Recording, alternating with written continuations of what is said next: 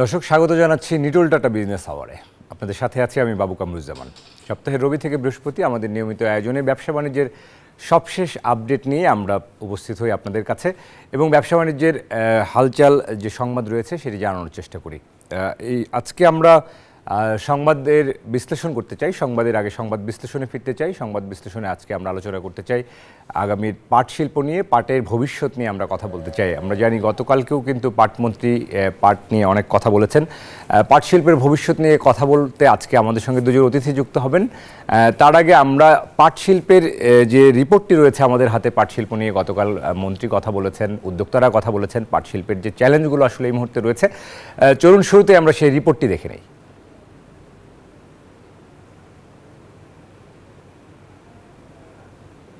মাননীয় প্রধানমন্ত্রী শেখ হাসিনার নেতৃত্বে বর্তমানে যিনি পুরো বিষয়টা বললেন যে জিআই পণ্য কেন, এবং আপনারা ইতিমধ্যে জেনেছেন যে 2015 সাল থেকে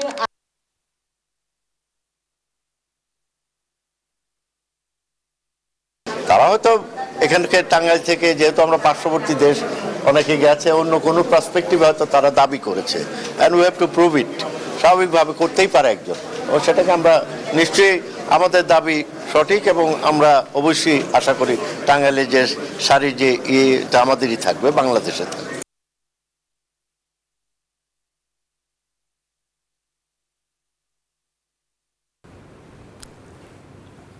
পাটের আমাদের কাছে একটি রিপোর্ট রয়েছে পাট শিল্প নিয়ে, সেই রিপোর্টটি দেখে আসতে চাই।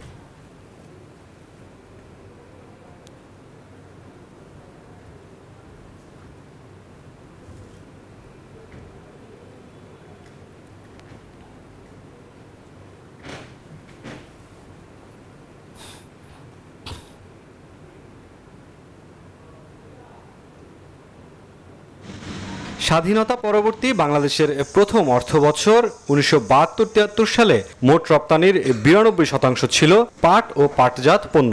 সোনালী আঁশের সোনালী সেই অতীত এখন অনেকটাই ধূসর। এখন মোট রপ্তানিতে এ খাতের অবদান মাত্র 3%। গেল কয়েক বছর ধরেই পাট ও পাটজাত পণ্যের রপ্তানি আয় ঘুরপাক খাচ্ছে $1 বিলিয়ন। কাঁচা পাটের উপর 2% উৎসে কর, পণ্যে পাটজাত মোড়কের বাধ্যতামূলক ব্যবহার আইন শতভাগ বাস্তবায়ন না হওয়া, ভারতের অ্যান্টি ডাম্পিং কর আরোপ, কৃষিজাত পণ্য ঘোষণার প্রজ্ঞাপন না হওয়া এবং রপ্তানিতে 20% নগদ সহায়তা পেতে জটিলতা, এমন বহু অভিযোগ উঠে আসে বিজেএমএ এর বার্ষিক সভায়। আমাদের পক্ষে আপনার মন্ত্রণালয়ের যুগ্ম সচিব বার্গেনিং করবে, আমরা পিছনে থাকবো সৈন্যবাহিনীর মতন। তাই তো হওয়া উচিত। Through ministry or anybody, we are not recognized as a diversified products anywhere. এ সময় 282 পাট পণ্যকে বহুমুখী পাটজাত পণ্য হিসেবে ঘোষণা করা হলেও 4 বছরেও সে তালিকা অর্থ মন্ত্রণালয় থেকে কেন্দ্রীয় ব্যাংকে না পৌঁছানোয় ক্ষোভ জানান বিজেএমএ চেয়ারম্যান। 6/10/2020 তারিখে গেজেট প্রকাশিত হয় 282 পণ্যের তালিকা। নিরীক্ষক প্রতিষ্ঠানগুলি 282টি বহুমুখী পণ্যের তালিকা না পেয়ে রপ্তানি ডকুমেন্টের উপরে মন গড়া আপত্তি প্রদান করে যাচ্ছে এবং সিভিল অডিট নামে বিভিন্ন মিলে নগদ সহায়তা প্রাপ্তির উপরে কোটি কোটি টাকার আপত্তি প্রদান করছে। এ সময় মন্ত্রী জানান, চাল কলগুলোতে প্লাস্টিক ব্যাগের বদলে পাটের বস্তা ব্যবহার নিশ্চিতকরণ সহ সরকার আরও বেশ কিছু পদক্ষেপ নিচ্ছে পাট শিল্পের উন্নয়নে। এই চাল কল, বিভিন্ন কলগুলিতে এই যে প্লাস্টিক ব্যাগ, এইটিকে বন্ধ করে জুটের ব্যাগকে চালু করার প্রয়োজনীয় ব্যবস্থা নিতে হবে। ডিসি সাহেবরা আমাকে কথা দিয়ে গিয়েছেন। রপ্তানি উন্নয়ন ব্যুরোর হিসাব বলছে 2022-23 অর্থ বছরে পাটজাত পণ্য থেকে রপ্তানি হয়েছে প্রায় 6,500 কোটি টাকা, যা আগের অর্থ বছরের তুলনায় 25% কম। মুরসালিন হক জুনায়েদ, নিউজ 24, ঢাকা। 6/3/2024 তারিখ। দর্শক, আমরা প্রতিবেদন দেখছিলাম। প্রতিবেদনের পর সংবাদ বিশ্লেষণে ফিরতে চাই। আমাদের সঙ্গে দুজন অতিথি আজকে রয়েছেন। বহুমুখী পাট পণ্যের সফল উদ্যোক্তা, রপ্তানিকারক রাশিদুল করিম মুন্না রয়েছেন, পরিচালক এসএমই ফাউন্ডেশন। একই সাথে আমাদের সঙ্গে সায়রা ইসলাম যুক্ত রয়েছেন, একজন পাট পণ্যের রপ্তানিকারক। আমরা স্বাগত জানাতে চাই তাদের। নিটোল টাটা বিজনেস আওয়ারে স্বাগত জানাচ্ছি রাশিদুল করিম মুন্না এবং সায়রা ইসলাম, আপনাদের দুজনকেই। আমরা শুরুতেই রাশিদুল করিম মুন্না, আমরা রিপোর্টটি দেখছিলাম, আপনার কাছে আসতে চাই। রাশিদুল করিম মুন্না, এই যে গতকাল পাট মন্ত্রীও কিন্তু বেশ পাটের ভবিষ্যৎ নিয়ে অনেক কথা বলেছেন, আশ্বস্ত করেছেন। এই মুহূর্তে আসলে যদি একটু বলা হয় যে সবথেকে বড় চ্যালেঞ্জ আসলে কোনটা দেখছেন আপনি, যেহেতু এসএমই ফাউন্ডেশনেও কাজ করছেন, পাটের জন্য পাট শিল্পকে এগিয়ে নেবার ক্ষেত্রে বা বহুমুখী পাটের রপ্তানির ক্ষেত্রে কি ধরনের চ্যালেঞ্জগুলো দেখছেন?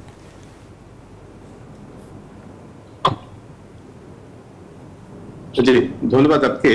আসলে গতকালকে একটা প্রাণবন্ত আলোচনা হয়েছিল মাননীয় মন্ত্রী মহোদয়ের সাথে। আমরা বোঝানোর চেষ্টা করছিলাম যে পাট সেক্টরের নীতি সহায়তার জায়গাতে একটা অস্পষ্টতা আছে। কৃষি মন্ত্রণালয় হচ্ছে কৃষি প্রক্রিয়াজাত পণ্যের জায়গাতে কাজ করেন এবং সেই জায়গাতে পাট একটা কৃষি পণ্য, এবং মাননীয় প্রধানমন্ত্রী সেটা ঘোষণা করেছেন। কৃষি মন্ত্রণালয় পাট পণ্যের একটা তালিকা আছে, সেই তালিকায় যদি পাটটাকে অন্তর্ভুক্ত করা হয় তাহলে পাট উৎপাদন এবং সেই জায়গাতে যে গবেষণা এবং উন্নয়নের জায়গাটাতে হচ্ছে স্বাভাবিকভাবে নীতি সহায়তাগুলো পেতে পারতো, যেটা হচ্ছে না। মাননীয় প্রধানমন্ত্রী ঘোষণা দেওয়ার পরও হচ্ছে না।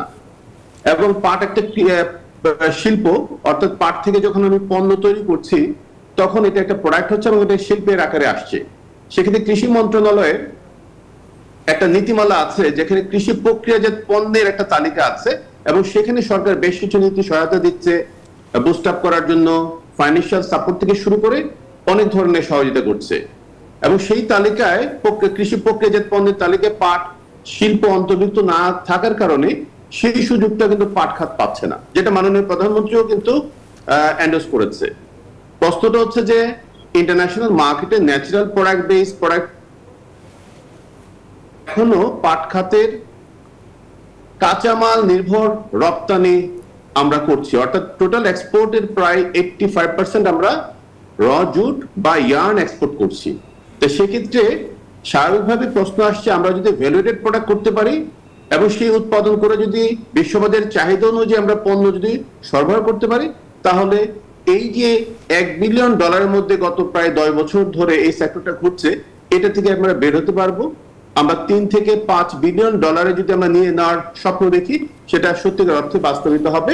কারণ হচ্ছে আমাদের এই পাট বা সুতা নিয়ে কিন্তু অন্যরা ভ্যালুয়েটেড প্রোডাক্টগুলি তৈরি করে বিশ্ব বাজারে বিক্রি করছে। সুতরাং এই যে একটা অপরচুনিটি, এই জায়গাতে হচ্ছে আমরা থমকে আছি, বিকজ আমাদের এখানে যে পরিমাণ রিসার্চ বা প্রোডাক্ট ডেভেলপমেন্ট হওয়া দরকার এবং এই বিশ্বমানের পণ্য তৈরি করার ক্ষেত্রে আমাদের যে স্কিলের যে একটা ঘাটতি আছে এবং এই স্কিলটাকে আপগ্রেড করে আমাদের উদ্যোক্তারা কিভাবে পণ্যটা তার প্রতিষ্ঠানে তৈরি করবে, তার জন্য যে ফাইন্যান্সিয়াল সাপোর্ট এবং নীতি সহায়তাগুলো দরকার, এই জায়গাগুলোকে যদি অ্যাড্রেস করে একটা সমন্বিত পরিকল্পনা ঘোষণা দেওয়া যায় এবং সেটা যদি বাস্তবমুখী প্রয়োগ থাকে, তাহলে আমি বিশ্বাস করি অনেক নতুন উদ্যোক্তা এই সেক্টরগুলোতে আসার আগ্রহ দেখাবে এবং এই ধারাবাহিকতা কিন্তু সেক্টরটা ঘুরে দাঁড়াবে। কিন্তু দেখা যাচ্ছে যে নীতি সহায়তার অনুপস্থিতির কারণে নতুন উদ্যোক্তারা আসার সাহসটা পাচ্ছে না। এবং এই জায়গাতে যেটা হয়েছে যে আমাদের দুইটা গ্রুপ, একটা হচ্ছে যারা পুরনো পাটকল নিয়ে কাজ করছে তাদের উন্নয়নের জন্য এক ধরনের নীতি সহায়তা দরকার, আবার নতুন আধুনিক প্রযুক্তির পাটকল স্থাপন এবং বহুমুখী পাটপণ্য উৎপাদন প্রক্রিয়াটা কিভাবে ত্বরান্বিত হতে পারে সেই জায়গাতে যদি আলাদা নীতিমালা ঘোষণা করা হয়ে থাকে, তাহলে আমি বলবো যে সার্বিকভাবে আমরা হয়তো বিশ্ববাজারের চাহিদা অনুযায়ী পণ্য উৎপাদনের সক্ষমতা বাড়ানোর মাধ্যমে আমরা পাট সেক্টরটাকে এগিয়ে নিতে পারবো। এবং এই চ্যালেঞ্জটা রয়ে গেছে বিধায় আমরা আসলে একটা বৃত্তের মধ্যে আটকে আছি। জি, রাশিদুল করিম মুন্না, আপনাকে অনুরোধ জানাবো যে আপনাকে আমরা আরো পরিচ্ছন্নভাবে দেখতে চাই। সেক্ষেত্রে আপনি যদি আপনার ক্যামেরাটি কেন্দ্রীভূত করেন, আমরা মনে হয় আরো পরিচ্ছন্নভাবে আপনাকে দেখতে পাবো বড় পরিসরে। রাশিদুল করিম মুন্না, আপনি যে চ্যালেঞ্জগুলোর কথা বলছেন, পাশাপাশি একটু জানতে চাইবো যে আমাদের এই মুহূর্তে র ম্যাটেরিয়ালসের একটা চ্যালেঞ্জ নিয়ে আপনি সবসময় কথা বলেন। এইটি আসলে কিভাবে উতরে যেতে পারি, বিশেষ করে কাঁচামাল পাওয়ার ক্ষেত্রে যে ভ্যারাইটি, সেই ভ্যারাইটির বিষয়টিতে আসলে আমরা কিভাবে কাজ করতে পারি, বাড়াতে পারি? জি, আসলে সাউন্ডটা খুব ভালো শোনা যাচ্ছে না, আমি জানি না আমারটা শোনা যাচ্ছে কিনা। আমরা আপনাকে পরিষ্কার শুনতে পাচ্ছি রাশিদুল করিম মুন্না। জি, আপনার যে কাঁচা পাট উৎপাদিত হচ্ছে, এই পাট থেকে আমরা ইয়ার্ন করতে হবে এবং তারপর হচ্ছে বিভিন্ন ধরনের ফ্যাব্রিক করতে হবে। আমরা যদি হোম টেক্সটাইল প্রোডাক্ট করতে চাই এক ধরনের ফ্যাব্রিক লাগবে, আমরা যদি হাউস হোল্ড প্রোডাক্ট করতে চাই আরেক ধরনের প্রোডাক্ট লাগবে, আমরা যদি কিচেন টেক্সটাইল করতে চাই তার জন্য আরেক ধরনের ফ্যাব্রিক লাগবে, আমরা যদি লাইফস্টাইল প্রোডাক্ট করতে চাই আরেক ধরনের ফ্যাব্রিক লাগবে। অর্থাৎ এখানে বাংলাদেশে যে সমস্যাটা, ট্রেডিশনাল জুট মিলগুলোর আধিক্য বেশি থাকার কারণে তাদের এই ফ্যাব্রিক তৈরি করার সক্ষমতায় মাত্র 3 থেকে 4 রকম ফ্যাব্রিক উৎপাদিত হচ্ছে, নাম্বার 1। যেখানে ইন্ডিয়াতে প্রায় 105 থেকে 6 রকম ফ্যাব্রিক তৈরি হচ্ছে, এবং সেখানে কটন এবং জুটটাকে ব্লেন্ডিং করে তারা উন্নত মানের ফ্যাব্রিক তৈরি করছে। যে কারণে আমি যখন প্রোডাক্টের ক্যাটাগরি বা ভ্যারাইটিটা বাড়াতে যাব, বা মানুষ পাট বা ন্যাচারাল প্রোডাক্ট ব্যবহার করতে চায়, কিন্তু মানুষ কিন্তু এটা আবার নান্দনিক এবং এটা কমফোর্টেবল একটা অ্যাপ্রোচ কিন্তু তারা চায়, সেই জায়গাতে যে এই কাজটা করা দরকার, এই জায়গাতে হচ্ছে আমাদের ঘাটতি আছে। পাশাপাশি এই ফ্যাব্রিকটাকে কিছু প্রসেস করার কাজ আছে, যেমন লেমিনেশন করতে হবে, ডাইং করতে হবে। এই যে প্রসেসের জায়গাতে হচ্ছে আমাদের খুবই সীমাবদ্ধতা আছে, এবং সেক্ষেত্রে আমরা কস্টিং এর জায়গাতে ইন্ডিয়ার সাথে আমরা কমপ্লিট করতে পারছি না, বিধায় আমরা সেই সুযোগটাকে কিন্তু আমরা কাজে লাগাতে পারছি না। সুতরাং এখানে র মেটেরিয়ালস এর জায়গাতে হচ্ছে ইন্ডাস্ট্রিগুলা র মেটেরিয়ালস প্রোডাকশন করবে এবং নতুন নতুন ক্রিয়েটিভ প্রোডাক্ট তৈরি করার জায়গাতে একটা সাপোর্ট দেবে। কিন্তু এই যে স্পেশালাইজড জুট মিল স্থাপন করা, এটা আমি মনে করি খুব জরুরি হয়ে গেছে। বিশেষ করে আমরা যদি ভ্যালিডেশন করতে চাই, আমাদের অবশ্যই চিন্তা করতে হবে কিভাবে আমরা উন্নত মানের সুতা, ডাইং, ফ্যাব্রিক এবং সেই সাথে যে আমাদের যে অ্যাক্সেসরিজ গুলো লাগে ভ্যালিডেশন করতে গিয়ে, সেখানে কিন্তু একটা প্রতিবন্ধকতা আছে। কারণ গার্মেন্টস সেক্টর আপনি দেখেন যে বন্ডের সুযোগ থাকার কারণে কিন্তু তারা কম্পিটিটিভ জায়গাতে যেতে পেরেছে, কিন্তু এনবিআর কে মনে হয় যে এই জায়গাতে নতুন সেক্টরে, যেখানে মাননীয় প্রধানমন্ত্রী ঘোষণা করেছে যে আমরা গার্মেন্টস সেক্টরকে যে সুযোগগুলি দেওয়া হয়েছে পাট খাত এবং লেদারকে আমরা সেটা দিতে চাই, কিন্তু বাস্তবায়নের জায়গাতে যারা আছে, এনবিআর আছে, তারা কিন্তু এই ব্যাপারে খুব কনজারভেটিভ। তারা নতুন প্রতিষ্ঠানগুলোকে এই বন্ডের ফ্যাসিলিটি দিতে চায় না। এখন আমি যদি ভ্যালুডেড ডাইভার্সাইড প্রোডাক্ট করতে চাই, আমার ফ্যাব্রিকের সাথে জিপার লাগবে, মেটাল অ্যাক্সেসরিজ লাগবে, আমার হচ্ছে আদার যে অ্যাক্সেসরিজ গুলো লাগছে, এইটা যখন হচ্ছে আমি ট্যাক্স দিয়ে আমি ইম্পোর্ট করে ব্যবহার করব, বা যারা ইম্পোর্ট করেছে ট্যাক্স দিয়ে তাদের থেকে কিনে যখন আমি প্রোডাক্ট তৈরি করব, স্বাভাবিকভাবেই কিন্তু আমার কস্ট অফ প্রোডাকশনটা অনেক হাই হয়ে যাবে। সেখানে কিন্তু আমি অন্যদের সাথে কমপ্লিট করতে পারছি না। যদি আমাদের একটা সুযোগ আছে যে আমি যে পরিমাণ র মেটেরিয়ালস কিনবো সেটা আবার ভ্যাট রিটার্ন, কিন্তু বাস্তবতা হচ্ছে ভ্যাট রিটার্ন বা ট্যাক্স রিটার্ন পেয়েছে, সেই প্রসেসটা কি সহজবুদ্ধ? অবশ্যই না। এবং সেই ক্ষেত্রে কিন্তু উদ্যোক্তারা সেই জায়গাতে সেই আস্থাটা রাখতে পারছে না, এবং রাখতে পারছে না বিধায় কিন্তু আমরা আবার সেই local raw materials local source থেকে কিন্তু আমরা অ্যাক্সেসরিজ গুলো পারচেজ করছি, এবং আলটিমেটলি প্রোডাকশন করে আমার যে কম্পিটিটর আছে তার সাথে আমি প্রাইজে কমপ্লিট করতে পারছি না, বিধায় আমাদের সেই সুযোগটা হাতছাড়া হচ্ছে। সুতরাং আমি মনে করি এই র মেটেরিয়ালস এর জায়গাতে যেটা চ্যালেঞ্জ আছে, এটা যেটা ইন্ডিয়া যে কাজটা করেছে, যে 5টা স্পেশালাইজড জুট মিল করেছে, যাতে এই চ্যালেঞ্জটাকে উত্তরণের সুযোগ পায়। এই যে র মেটেরিয়ালস কথা বলছি, তারা সেখানে কিন্তু বন্ডের সুযোগটা তারা দিয়েছে, এবং সর্বোপরি তারা যে কাজটা করেছে যে এই প্রোডাকশন করতে গেলে যে টেকনোলজির যে ঘাটতিটা আছে, এই জায়গাতে তারা হচ্ছে বেশ স্পেশালি ফোকাস করেছে, এবং মার্কেটিং এর জায়গাতে বিশ্ববাজারে আমরা ট্রেডিশনাল জুট গুডসের যে মার্কেটটা আছে সেই জায়গাতে আমরা পরিচিত, কিন্তু এই যে নন ট্রেডিশনাল বা আমি যে ভ্যালুডেড ডাইভার্সাইড প্রোডাক্টের কথা বলছি এবং নতুন নতুন ক্ষেত্র বলছি, সেই মার্কেটে কিন্তু আমরা পরিচিত না, আমাদের ব্র্যান্ডিং এর ঘাটতি আছে। সেখানে আমাদের সুনির্দিষ্টভাবে কিছু অ্যাকশন প্ল্যান নেওয়া দরকার, যাতে আমাদের এই পণ্যটা দেশীয় বাজার এবং আন্তর্জাতিক বাজারে আমরা প্রপারলি নিয়ে যেতে পারি। এবং সেখানে যদি আমরা good quality product, design product, ভালো কোয়ালিটি প্রোডাক্ট, ভালো প্রাইস, সেই জায়গাগুলো যদি আমরা নিশ্চিত করতে পারি। আমি এই সেক্টরে প্রায় 26 বছর ধরে কাজ করছি, আমরা কিন্তু যারা কষ্ট করে এই চ্যালেঞ্জগুলো উত্তরণ করে করছি, আমরা কিন্তু ভালো করছি। মাননীয় মন্ত্রী মহোদয় কিন্তু এবার ফ্রাঙ্কফুর্টে গিয়েছিলেন, উনি দেখে আসছেন যে বাংলাদেশের উদ্যোক্তারা এই চ্যালেঞ্জের মধ্যেও কাজ করছে এবং এগিয়ে যাওয়ার চেষ্টা করছে। সেই জায়গাতে আমি বিশ্বাস করি বাংলাদেশের অনেক উদ্যোক্তা আছে, নতুন উদ্যোক্তা আছে, শিক্ষিত উদ্যোক্তা আছে, যারা দেশীয় পণ্য নিয়ে কাজ করতে চায়। আমি যে কথাগুলি বললাম, এটা যদি একটা সমন্বিত নীতিমালা ঘোষণা এবং সেটার সফল বাস্তবায়ন করা সম্ভব হয়, তাহলে অনেক উদ্যোক্তা আছে বাংলাদেশের যারা দেশীয় পণ্য জায়গায় পাটকে নিয়ে কাজ করতে চায় বা পাটকে নিয়ে কাজ করতে যাবে। সুতরাং সেই সুযোগটা কিভাবে বাড়ানো যায়, সেই সময়টা এসেছে। মাননীয় প্রধানমন্ত্রী পাট বান্ধব নেত্রী, উনি পাটকে ভালোবাসেন, উনি চান যে গার্মেন্টসের পাশাপাশি জুট লেদার এগিয়ে যাক।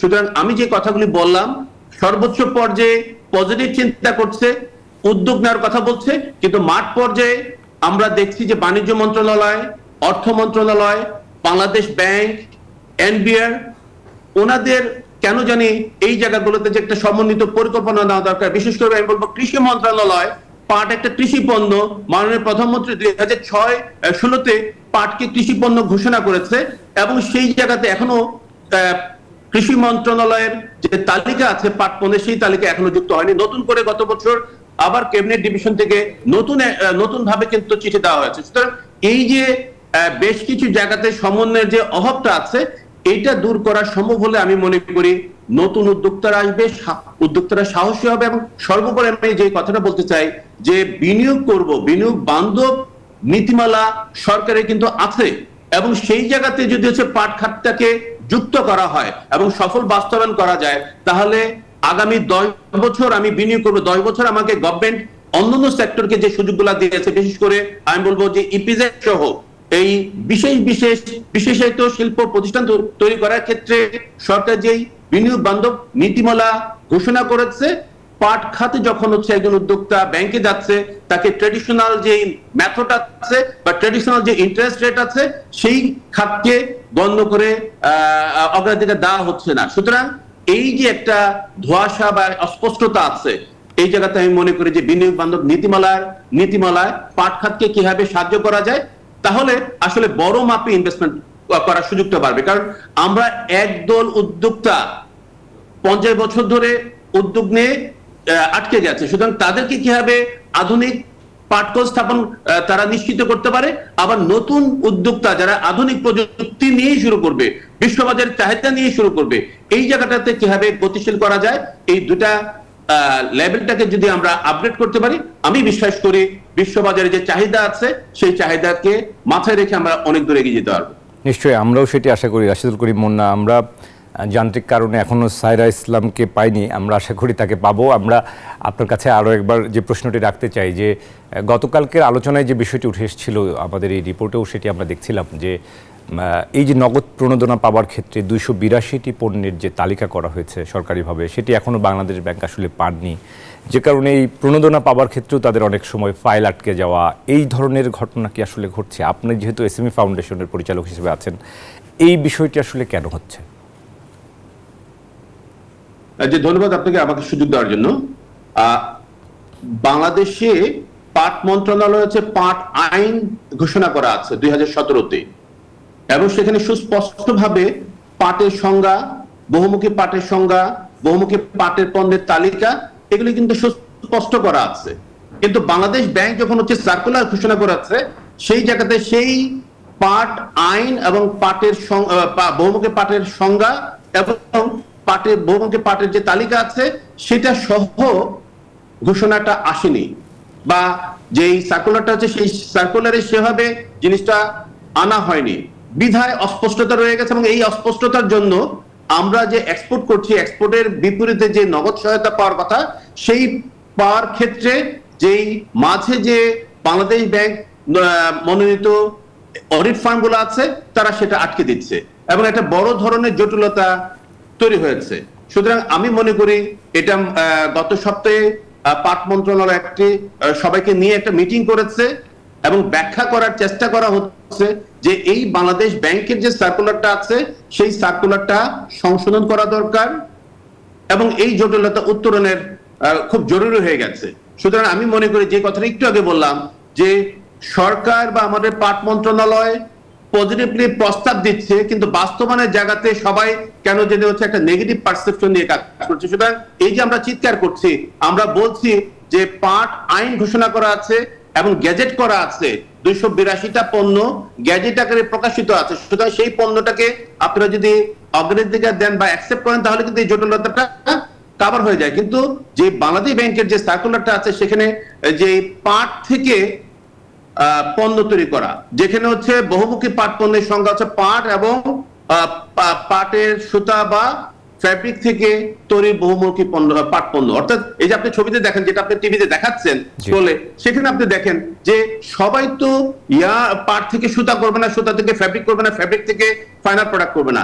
একটা গ্রুপ আছে যারা ইন্ডাস্ট্রির ইয়ার্ন বা ফ্যাব্রিক ব্যবহার করে ভ্যালুয়েটেড করে আবার অন্য প্রোডাক্ট করবে, এবং এটাই বাস্তবতা। সুতরাং এই যে সহজ কথাটা যদি বাংলাদেশ ব্যাংকের সার্কুলারে যদি সুস্পষ্টতা না থাকে, তাহলে তো এই জটিলতাগুলো হবে, এবং হচ্ছেই তাই। সুতরাং এটা আমরা খুব দ্রুততার সাথে বাংলাদেশ ব্যাংকের দৃষ্টি আকর্ষণ করব। ব্যাংক ও আর্থিক প্রতিষ্ঠানের যেহেতু এটার দেখভাল করেন, উনিরা বিষয়টাকে গুরুত্ব সহকারে অনুধাবন করুক, এবং সেই ক্ষেত্রে একটা সমাধান আমরা চাই, খুব দ্রুততার সাথে চাই। জি, নিশ্চয়ই আমরাও আশা করব যে এই বিষয়ে সমাধান হবে। রাশেদুল করিম মুন্না, আমরা অনুষ্ঠান শেষ পর্যায়ে আর দু একটি বিষয় নিয়ে একটু আলোচনা করতে চাই আপনার কাছে। আমাদের রপ্তানির যে ঝুড়ি আমরা দেখতে পাই, সেখানে কিন্তু বহুমুখী পাট পণ্যের যে সম্ভাবনা, যে সোনালী অতীতের কথা বলি, কিন্তু বিদ্যমান বাস্তবতায় এসে আমরা দেখতে পাই 1 বিলিয়নের বৃত্তে ঘুরপাক খাচ্ছি আমরা বছরের পর বছর ধরে। শেষ 5 বছরের কথাও যদি বলা হয়, আমরা কিন্তু সেই জায়গাটায় আর খুব বেশি ভ্যালুয়েট করা, খুব বেশি রপ্তানির প্রবৃদ্ধির যে জায়গাটি, সেখানে কোথাও একটা আটকে আছে। সেই প্রবৃদ্ধির জায়গাটি নিয়ে কি একটু বলবেন? সরি, আমি সাউন্ডটা শুনতে পারছি না। আমরা রপ্তানি প্রবৃদ্ধি নিয়ে আসলে আপনার কাছে একটু শুনতে চাই যে আমাদের রপ্তানি প্রবৃদ্ধি, আমরা রপ্তানির পরিমাণ, আমরা 1 বিলিয়নের বৃত্তে ঘুরপাক খাচ্ছি, সেটিকে আমরা আসলে আরো জোরালো করতে পারি কিভাবে?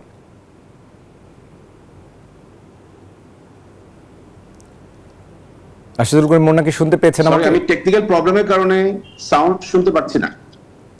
আচ্ছা, জি, আমি আসলে আপনার রপ্তানি প্রবৃদ্ধি নিয়ে শুনতে চাচ্ছিলাম, রপ্তানি প্রবৃদ্ধির পরিমাণ।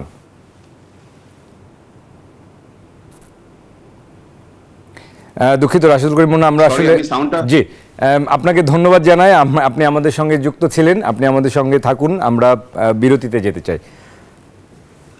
দর্শক, আমরা পাটের ভবিষ্যৎ নিয়ে কথা বলছিলাম, আমাদের সঙ্গে যুক্ত ছিলেন উদ্যোক্তা রাশেদুল করিম মুন্না এবং এসএমই ফাউন্ডেশনের পরিচালক। আমরা নিটল টাটা বিজনেস আওয়ার্ডের ছোট্ট একটা বিরতি নিব, ফিরবো অন্যান্য সংবাদ নিয়ে, আশা করি সাথে থাকবেন।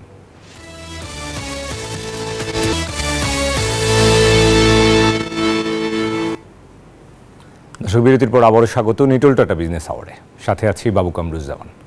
এবারে জানাবো শেয়ার বাজারের খবর।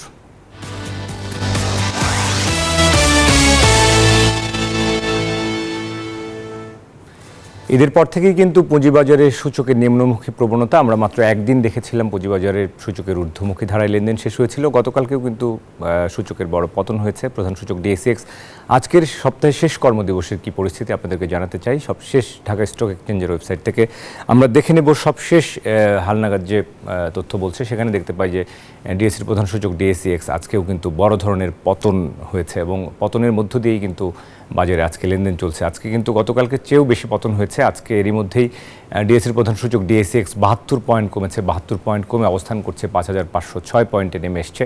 এবং সরিয়া সূচক যেটি, সেটিও 14 পয়েন্ট কমেছে, কমে অবস্থান করছে 1215 পয়েন্টে। এবং বাছাই করা কোম্পানি নিয়ে গঠিত যে সূচক DS30, সেখানেও আমরা দেখতে পাচ্ছি 10 পয়েন্ট কমেছে, 10 পয়েন্ট কমে 1974 পয়েন্টে অবস্থান করছে। অর্থাৎ সবগুলো সূচকের আজকে কিন্তু বেশ বড় ধরনের পতন আমরা লক্ষ্য করছি। একই সঙ্গে লেনদেনেও ভাটা, আমরা যেটি দেখতে পাচ্ছি গতকাল 600 কোটি ছাড়িয়েছিল লেনদেন, কিন্তু আজকে কিন্তু এখন পর্যন্ত বেলা 1:30 নাগাদ দেখতে পাচ্ছি মাত্র 381 কোটি টাকার কিছু বেশি লেনদেন হয়েছে, 382 কোটি টাকার কাছাকাছি। এবং হাতবদল হওয়া শেয়ার ও মিউচুয়াল ফান্ড ইউনিটের মধ্যে গতকাল 100-র উপরে শেয়ারের সংখ্যা থাকলেও আজকে কিন্তু সেটি নামতে নামতে আমরা দেখতে পাচ্ছি মাত্র 30টি শেয়ারের দর আজকের দিনে বেড়েছে এবং 3% শেয়ারের দর কিন্তু পতন হয়েছে, কমেছে। 331টি শেয়ারের দর কমেছে এবং অপরিবর্তিত 32টি শেয়ার ও মিউচুয়াল ফান্ড ইউনিটের দর। সব মিলিয়ে যেটি দেখা যাচ্ছে যে পুঁজিবাজারে আজকে কিন্তু বিনিয়োগকারীরা এক ধরনের আশঙ্কায় আসলে রয়েছেন, অস্থিরতায় রয়েছেন। আমরা দেখতে পাচ্ছি যে পুঁজিবাজার নিয়ে কিন্তু আসলে বিনিয়োগকারীদের মধ্যে যে আস্থা, সেটির এক ধরনের ভাটা চলছে। আস্থার দোলাচলের মধ্যে রয়েছেন বিনিয়োগকারীরা, সবসময় আশঙ্কার মধ্যে রয়েছেন। যদিও নীতি নির্ধারকরা বিভিন্ন পদক্ষেপ, ফান্ড রেজিং থেকে শুরু করে আরও অনেক ইনিশিয়েটিভের কথা জানিয়েছেন, কিন্তু বাজারের পরিস্থিতি আসলে কিন্তু ভিন্ন সিগন্যাল দিচ্ছে। তো এই ছিল আজকের পুঁজিবাজার পরিস্থিতি। সপ্তাহের শেষ কর্মদিবসে সবগুলো সূচকের পতনের মধ্যে দিয়ে লেনদেন চলছে। আমরা জানাবো মুদ্রা বাজারের খবর। প্রধান মুদ্রা আমরা যদি দেখি যে মার্কিন ডলার আজকের দিনে লেনদেন হচ্ছে সোনালী ব্যাংকে 114 টাকায় কেনা হচ্ছে, 115 টাকায় বিক্রি করা হচ্ছে। ইউরো 125 টাকায় কেনা হচ্ছে এবং 131 টাকায় তা বিক্রি করা হচ্ছে। পাউন্ড রয়েছে 143 টাকা ক্রয় মূল্য, বিক্রি মূল্য 147 টাকা। চীনা ইউয়ান 14 টাকা ক্রয় মূল্য এবং বিক্রি মূল্য 17 টাকা। সৌদি রিয়াল 27 টাকায় কেনা হচ্ছে, 31 টাকা 10 পয়সায় তা বিক্রি করা হচ্ছে এবং 1 টাকা 41 পয়সায় কেনা হচ্ছে ভারতীয় রুপি, 1 টাকা 47 পয়সায় তা বিক্রি করা হচ্ছে। এই ছিল প্রধান মুদ্রার বিনিময় মূল্য। এরপর আমরা স্বর্ণ বাজার জানবো। স্বর্ণের দরদাম আন্তর্জাতিক বাজারের সাথে সমন্বয় করে বাংলাদেশ জুয়েলার্স অ্যাসোসিয়েশন নিয়মিত যে হালনাগাদ দর দিয়ে থাকেন, সেখানে আমরা দেখতে পাচ্ছি 22 ক্যারেটের সব থেকে ভালো মানের যে স্বর্ণ সেটি আবারও সংশোধন হয়েছে। সেখানে দেখতে পাই 1,14,000 টাকা এখন প্রতি ভরি, অর্থাৎ কিছুটা কমেছে। 21 ক্যারেটের যে স্বর্ণ রয়েছে সেটির দাম এখন 1,09,000 এবং 18 ক্যারেটের যে স্বর্ণ সেটি 93,429 টাকা প্রতি ভরি। সনাতন যে স্বর্ণ রয়েছে সেটি 75,209 টাকা প্রতি ভরি। পাশে গ্রাম প্রতি দাম দেখানো আছে, 1 ভরি সমান 11.664 গ্রাম হিসেবে এই দর হিসাব করা হয়েছে। স্বর্ণের পর আমরা রূপার দাম দেখে নেব। রূপার বাজার অনেকদিন ধরে অপরিবর্তিত রয়েছে। 22 ক্যারেটের সব থেকে ভালো মানের যে রূপা সেটি প্রতি ভরি বিক্রি হচ্ছে 2,098 টাকা, 21 ক্যারেটের রূপা 2,005 টাকা, 18 ক্যারেটের রূপা 1,714 টাকা এবং সনাতন যে রূপা রয়েছে সেটি 1,282 টাকা প্রতি ভরি। দর্শক, এই ছিল আমাদের কাছে স্বর্ণ মুদ্রা রূপার বাজারের আপডেট, সবশেষ দরদাম। নিটোলটা বিজনেস আওয়ারে আরও একটা বিরতি নিব, ফিরব দেশ ও বিশ্ব বাণিজ্যের খবর নিয়ে। আশা করি আমাদের সাথেই থাকবেন।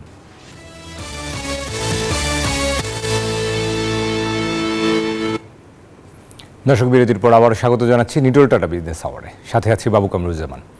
এবার জানাবো বন্দর বাণিজ্যের খবর।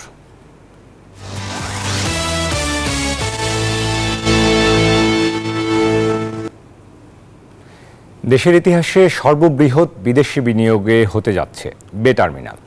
চট্টগ্রাম বন্দরের প্রস্তাবিত বে টার্মিনাল প্রকল্পে $800 কোটি বিদেশি বিনিয়োগ আলোর মুখ দেখতে যাচ্ছে। জাহাজ থেকে পণ্য ওঠানামার 4টি টার্মিনাল ও নৌপথ তৈরিতে বড় এই বিনিয়োগের কথা জানিয়েছেন বন্দরের chairman rear admiral Mohammad Sohail. যা বাস্তবায়ন হলে এখানেই ভিড়বে বড় বড় মাদার ভ্যাসেল। বন্দর ব্যবহারকারীরা বলছেন, বন্দরের সক্ষমতা বাড়লে ব্যবসায়িক গতি বাড়ার পাশাপাশি সমৃদ্ধ হবে দেশের অর্থনীতি। দেশের 92% পণ্য আমদানি রপ্তানি হয় চট্টগ্রাম বন্দর দিয়ে। 137 বছরের পুরনো বন্দরকে বিদেশি বন্দরের আদলে রূপান্তরিত করতে বে টার্মিনাল নির্মাণে $800 কোটি বিদেশি বিনিয়োগ হতে যাচ্ছে। বে টার্মিনালের 4টি টার্মিনালের মধ্যে সবচেয়ে বড় বিনিয়োগ হবে গ্যাস ও তেল খালাসের টার্মিনালে, যার পরিমাণ $350 কোটি। প্রকল্পের আনুষ্ঠানিক ঘোষণা দিলেন বন্দর চেয়ারম্যান। আমি বলি গত বছরটা আমাদের আরেকটা সাকসেসফুল বছর, কারণ বে টার্মিনাল মাস্টার প্ল্যানটা আমরা স্বাভাবিকভাবে পর্যাপ্ত স্টাডি করে দেশি বিদেশি বিশেষজ্ঞ দিয়ে আমরা এই মাস্টার প্ল্যানটা আমরা চূড়ান্ত করি। চট্টগ্রাম বন্দর দিয়ে আমদানি যেমন বেড়েছে তেমনি রপ্তানিও বেড়েছে। তাই বন্দরের সক্ষমতা তেমন না বাড়লেও চলমান প্রকল্প দ্রুত বাস্তবায়ন জরুরি বললেন বন্দর ব্যবহারকারীরা।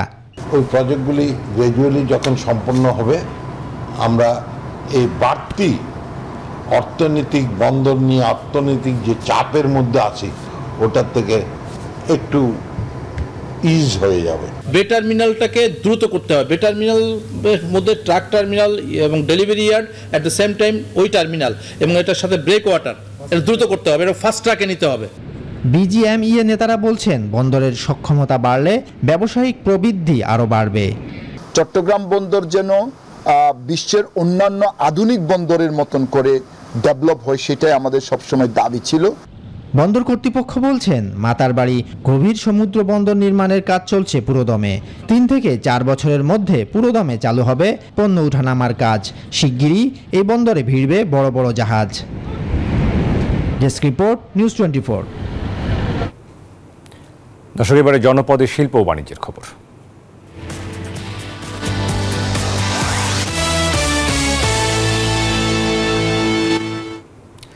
তীব্র তাপপ্রবাহে বাড়তি সেচ দিয়ে ফসল রক্ষার চেষ্টা চালিয়ে যাচ্ছেন উত্তরের চাষিরা। কৃষি বিভাগের তথ্য মতে 8 জেলার প্রায় 2.5 লাখ হেক্টর জমিতে সেচ দিতে চাষিদের বাড়তি খরচ হবে $100 কোটি বেশি। এ অবস্থায় লোকসানের আশঙ্কা করছেন কৃষকরা। সাদ্দাম হোসেন ডেমিট ছবিতে রেজাউল করিম মানিকের প্রতিবেদন। সারা দেশের মতো রংপুর অঞ্চলের উপর দিয়েও বইছে তীব্র তাপপ্রবাহ। এর প্রভাব পড়েছে এই অঞ্চলের বড় আবাদে। 2 দিন না যেতেই শুকিয়ে যাচ্ছে পানি। প্রখর রোদ আর গরমে ফেটে চৌচির জমি। এমন পরিস্থিতিতে ঘন ঘন সেচ দিয়ে ফসল রক্ষার চেষ্টা করছেন কৃষক। পানি, সার ও কীটনাশকে বিঘাপ্রতি খরচ হচ্ছে 12 থেকে 14,200 টাকা, যেখানে আগে খরচ হতো 6 থেকে 8,000 টাকা। আগে আবাদ করতাম, অল্প খরচ হতো, এখন এই খরাতে দোন করা 5-6 হাজার টাকা বেজে যাচ্ছে। সমস্ত তো ঋণঘুরি করতেছি আমরা। 3 দিন 4 দিন পর পর পানি দেওয়া খাইছে, খরার জন্য ওষুধ দেওয়া খাইছে বেশি। আগে মনে করেন যে টাকাটা খরচ হইতো 15,000, এখন তার ডবল হইতেছে খরচ। তথ্য বলছে এই অঞ্চলে 2,20,000 হেক্টর জমিতে ডিজেল দিয়ে সেচ দিতে বাড়তি খরচের পরিমাণ দাঁড়াবে 100 কোটি টাকার বেশি। অতিরিক্ত খরচে লোকসানের আশঙ্কায় কৃষকের কপালে চিন্তার ভাঁজ। যে খরা, এই খরাতে এখন ধানও তো মুশকিল অবস্থা হয়েছিল, ওষুধ দেওয়া, পানি দেওয়া, পানি দিয়ে একদিন বাদ দিতে আসি, পানি থাকাই চলে না। খরচ পড়ে বেশি, ওষুধপাতি লাগে, সার সম্পদ বেশি লাগে, লাগার কারণে আমাদের আবাদ পড়তে হয় না। সেচ দিতে খরচ বাড়লেও ধানের দাম বেশি পেলে লোকসান হবে না বলে দাবি করেছে কৃষি বিভাগ। সেচ দেওয়ার জন্য যে খরচ সেটা বেড়ে যাবে এবং উৎপাদন খরচও তার মানে সামান্য কিছুটা বেড়ে যেতে পারে। সরকার 2 টাকা করে বাড়িয়ে মূল্য নির্ধারণ করেছে, সো কৃষকদের দুশ্চিন্তাগ্রস্ত হওয়ার কোনো প্রয়োজন আমরা দেখছি না। চলতি মৌসুমে রংপুর অঞ্চলে 5 লাখ হেক্টরেরও বেশি জমিতে বোরো আবাদ হয়েছে। অসহনীয় গরম আর তীব্র খরার কবলে পড়েছে উত্তরের বোরো চাষাবাদ। বিঘাপতি ব্যয়ও বেড়েছে দ্বিগুণ। এতে দিশেহারা হয়ে পড়েছে কৃষকরা। ধারণা করা হচ্ছে তীব্র খরার কারণে উত্তরের 8 জেলায় এবছর বোরো চাষাবাদে অতিরিক্ত ব্যয় হবে 100 কোটি টাকা। রেজাউল করিম মানিক, নিউজ 24, রংপুর। দর্শক, এবারে বিশ্ব বাণিজ্যের খবর।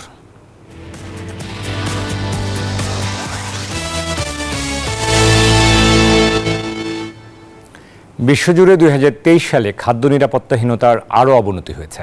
প্রায় 28 কোটি 20 লাখ মানুষ, বিশেষ করে গাজা ও সুদানের সংঘাতের কারণে তীব্র ক্ষুধার্ত। খাদ্য নিরাপত্তা তথা তথ্য নেটওয়ার্ক থেকে খাদ্য সংকটের সর্বশেষ বৈশ্বিক প্রতিবেদনে চরম আবহাওয়ার ঘটনা এবং অর্থনৈতিক ধাক্কা তীব্র খাদ্য নিরাপত্তার সম্মুখীন হওয়ার জন্য সংখ্যা বৃদ্ধির জন্য দায়ী। 2022 সালের তুলনায় 2023 সালে এই সংখ্যা 2 কোটি 40 লাখ মানুষ বেড়েছে। তীব্র খাদ্য নিরাপত্তাহীনতায় ভুগছেন এমন লোকের সংখ্যা বৃদ্ধির ক্ষেত্রে 2023 সাল ছিল টানা 5ম বছর।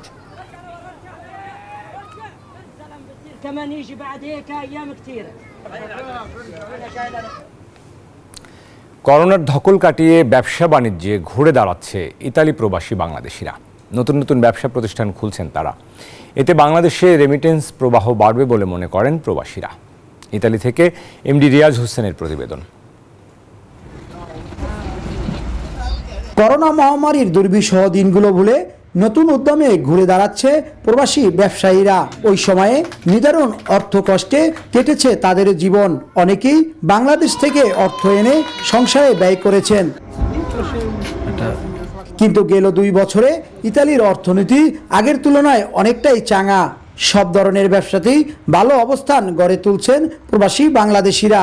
চাহিদার কথা বিবেচনা করেই নতুন নতুন ব্যবসা খুলছেন তারা।